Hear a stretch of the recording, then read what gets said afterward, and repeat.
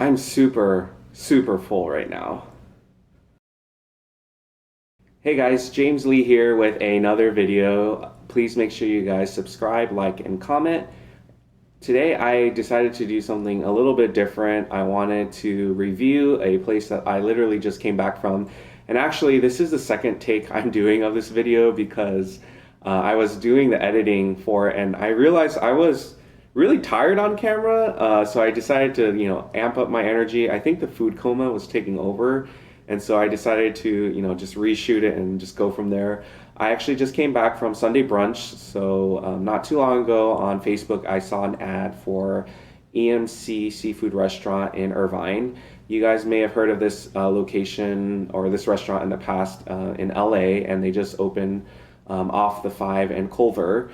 And as soon as I saw that, I was like, hey, it's Labor Day weekend. Well, why not check it out? And so I made reservations and went there today at 11:30 and just got back home.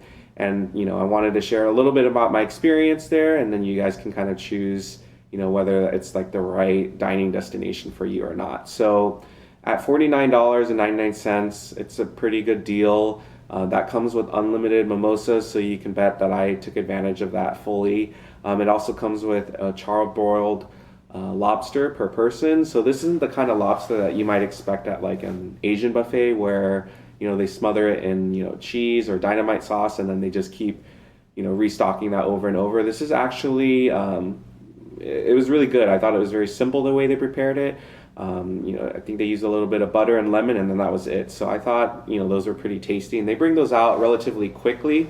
So right when we got there, it wasn't too crowded yet. Again, it was 11:30. I think it really picked up around noon, 12:30, and so that gave me a good opportunity to kind of, I don't know about you guys, but when I go to a buffet, I do one walkthrough first, and so that way I kind of strategize and figure out, okay, well, how do I want to space things out so that I maximize on being able to eat everything that I would like to eat.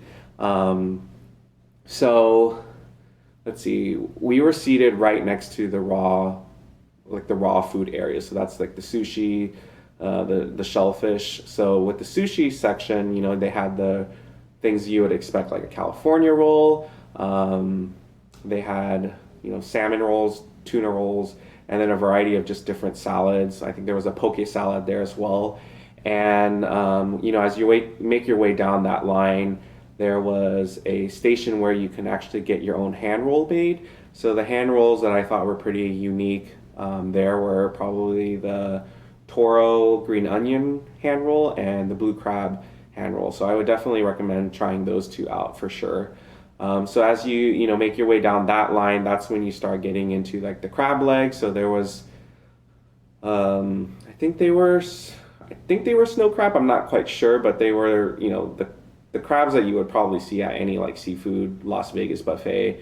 I think the claws were the ones where it's like kind of bulby on the end, so they had those. And then right next to that were these giant cocktail shrimp, jumbo shrimp. So those were pretty good.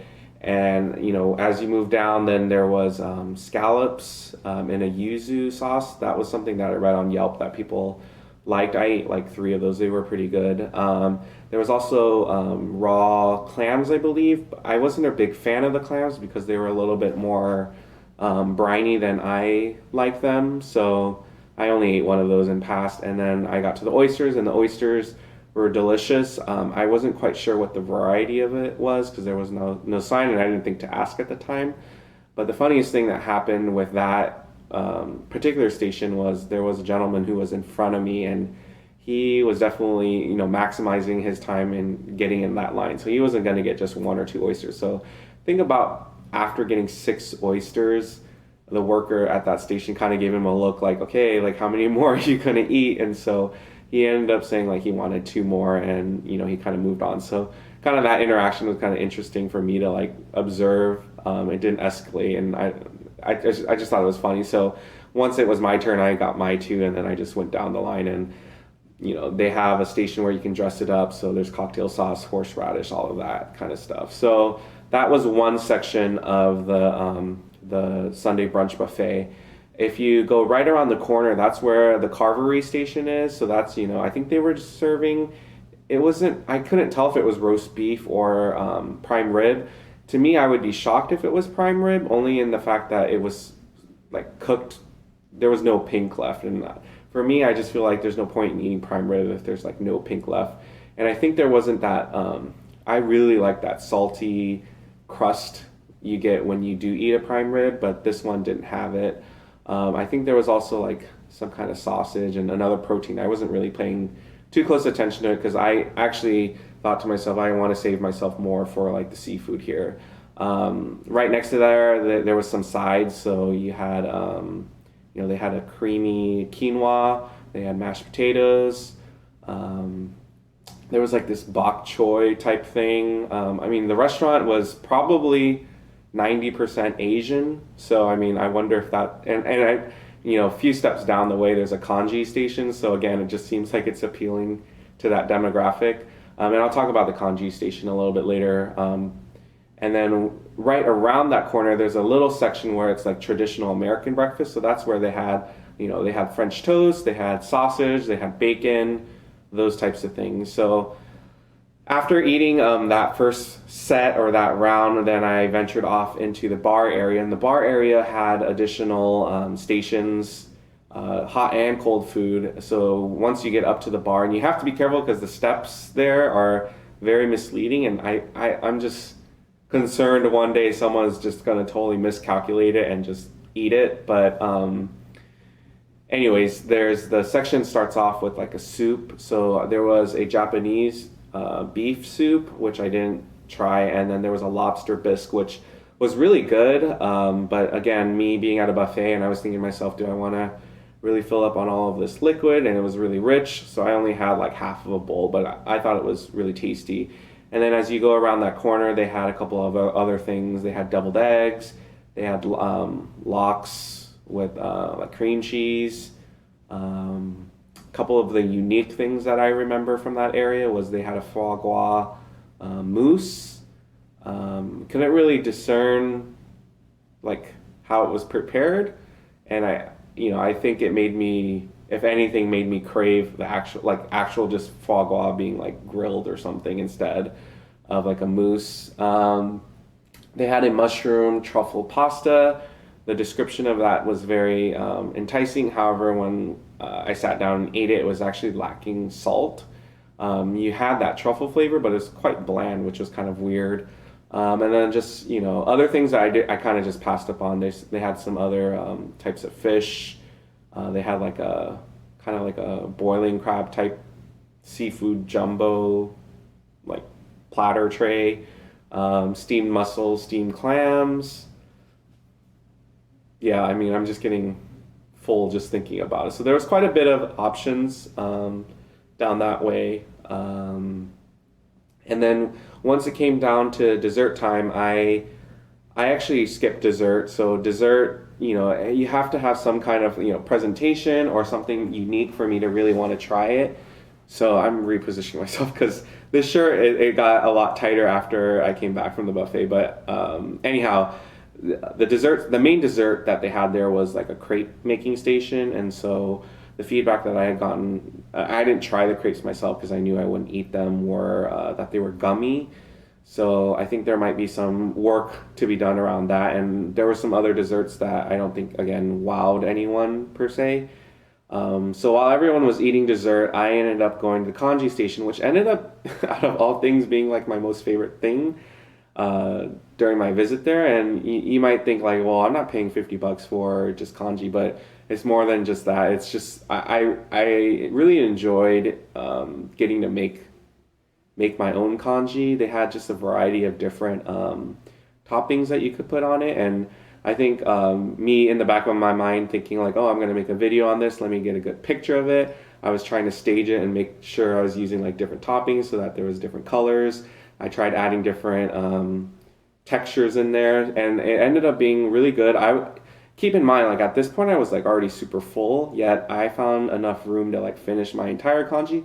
And by the time I was like done eating it, I was thinking to myself, hey, I could probably eat some more of it. I didn't eat more of it, and I probably made the right decision, but even me just having that thought just means like, okay, this was pretty good. So that was really, unexpected. I didn't really think that they would have something like that there, but they did, and so I enjoyed that.